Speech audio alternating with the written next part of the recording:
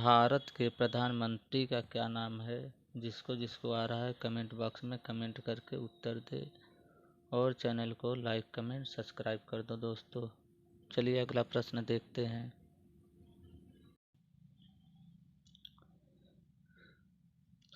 किस गैर भारतीय ने भारत का सर्वोच्च राष्ट्रीय पुरस्कार भारत रत्न प्रदान किया था? तो नेल्सन मंडेला को। अब नेल्सन मंडेला कौन है? नेल्सन मंडेला दक्षिण अफ्रीका के प्रथम अश्वमेध भूतपूर्व राष्ट्रपति थे। अगला प्रश्न देखिए, युद्ध में वीरता दिखाने के लिए सर्वोच्च भारतीय पुरस्कार क्या है?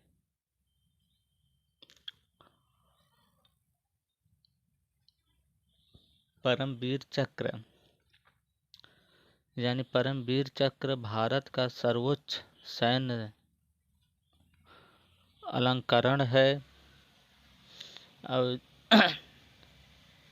जिसे युद्ध के दौरान वीरता के विशिष्ट कार्यों को प्रदर्शित करने के लिए सम्मानित किया जाता है। किससे? परमवीर चक्र से। अगला प्रश्न देखिए, सबीन पुरस्कार को किसके संरक्षण के लिए दिया जाता है? तो उभयचर के लिए।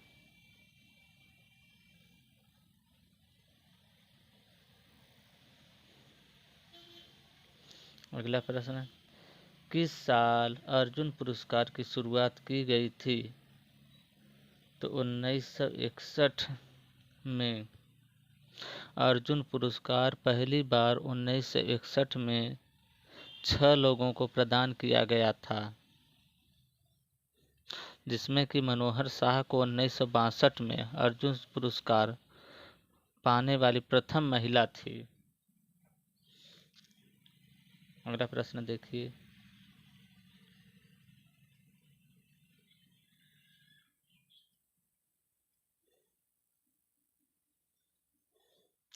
किस क्षेत्र में कुल पुलित्जर पुरस्कार दिया जाता है? तो पत्रकारिता के क्षेत्र में।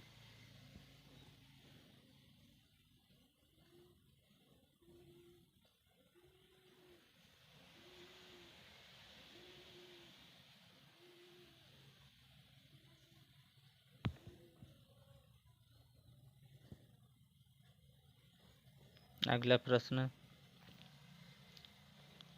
विश्व का कौन सा संगठन विज्ञान को लोकप्रिय बनाने के लिए कलिंग पुरस्कार देती है? यूनेस्को। यूनेस्को द्वारा विज्ञान के लोकप्रिय प्रकरण के लिए वैज्ञानिक विचारकों का संतुष्ट करने में असाधारण कौशल के लिए 1952 में यह पुरस्कार दिया गया था। अगला प्रश्न देखिए, रमन मैगसेसे पुरस्कार किस पूर्व राष्ट्रपति के सम्मान में दिया जाता है? तो फिलीपींस के राष्ट्रपति को दिया जाता है। अगला प्रश्न,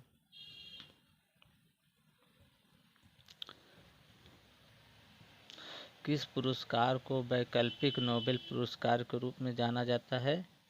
तो उपजीविका पुरस्कार को वैकल्पिक नोबेल पुरस्कार के रूप में जाना जाता है। अगला प्रश्न देखिए, निम्न में से कौन सा पुरस्कार पत्रकारों को दिया जाता है? दादा साहेब फाल्के पुरस्कार, मेघदूत पुरस्कार, जमुनालाल बजाज पुरस्कार, चमेला जेबी जैन पुरस्कार। यही उत्तर सही, चमेला जेबी जैन पुरस्कार, यानी कि चमेला देवी जैन पुरस्कार भारत में उन महिला मीडिया कर्मियों के लिए पत्रकारिता के क्षेत्र में वार्षिक प्रतिष्ठित मान्यता है, जिन्हें सामाजिक विकास, राजनैतिक, स्वास्थ्य, सामाजिक, युद्ध और संघर्ष जैसे विषयों पर रिपोर्ट दी है। उन्हीं को यह पुरस्कार चमेला देवी जैन पुरस्कार दिया जाता है। अगला प्रश्न देखिए,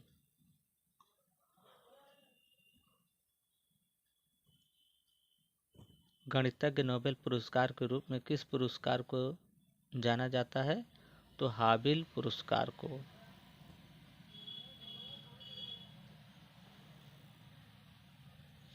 अगला प्रश्न, धन्वंतरि पुरस्कार किस क्षेत्र में दिया जाता है? तो दवा के क्षेत्र में, यानी चिकित्सा के क्षेत्र में। धन्वंतरि पुरस्कार चिकित्सा के क्षेत्र से जुड़ा पुरस्कार है। यह पुरस्कार all Indian association graduation association द्वारा पेश किया जाता है। अगला प्रश्न देखिए, वह कौन सा पुरस्कार है जो केवल एक ही व्यक्ति को दिया जाता है? तो ज्ञानपीठ पुरस्कार। अगला प्रश्न, बुकर पुरस्कार किस क्षेत्र में दिया जाता है? तो कथा और लेखन के क्षेत्र में बुकर पुरस्कार दिया जाता है। अगला प्रश्न, कोरोना वायरस की शुरुआत कब हुई थी? तो दिसंबर 2019 चीन के वुहान से शुरुआत हुई थी कोरोना की। अगला प्रश्न है, कोरोना वायरस का ऑफिशियल नाम क्या है? कोविड-19 यानी कोरोना वायरस डिजीज। दरअसल कोविड-19 संक्षेप में है, इसका पूरा नाम कोरोना वायरस डिजीज है। चूंकि यह बीमारी 2019 में फैली, अब कोरोना को वायरस का भी और डिजीज का डी मिलाकर कोविड-19 रख दिया गया। इसी को कोरोना वायरस कहते हैं। अगला प्रश्न देखिए, WHO ने कोरोना वायरस का वैश्विक महामारी कब घोषित की? तो 11 मार्च 2020 को।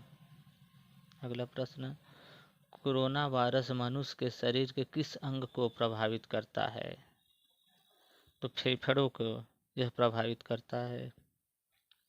अगला प्रश्न, भारत में कोरोना वायरस का पहला मामला कहाँ दर्ज किया गया था?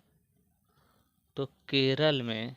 यानी कि भारत सरकार ने अब इस बात की पुष्टि कर दी है कि चीन के वुहान विश्वविद्यालय से आए एक छात्र में कोरोना वायरस के लक्षण पाए गए हैं।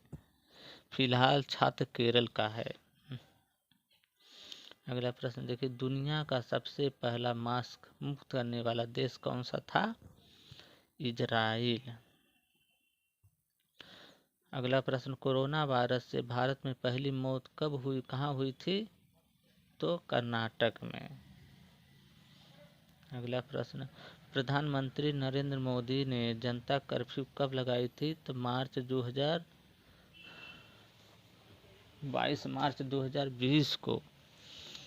यानी पीएम मोदी ने इस रविवार यानी 22 मार्च 2020 को सुबह 7 बजे से रात 9 बजे तक सभी देशवासियों को, जनता को यानी कर्फ्यू का पालन करने की बात कही थी।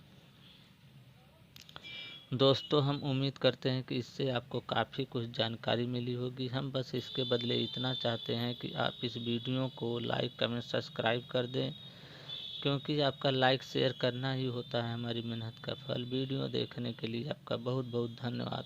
Thanks for watching.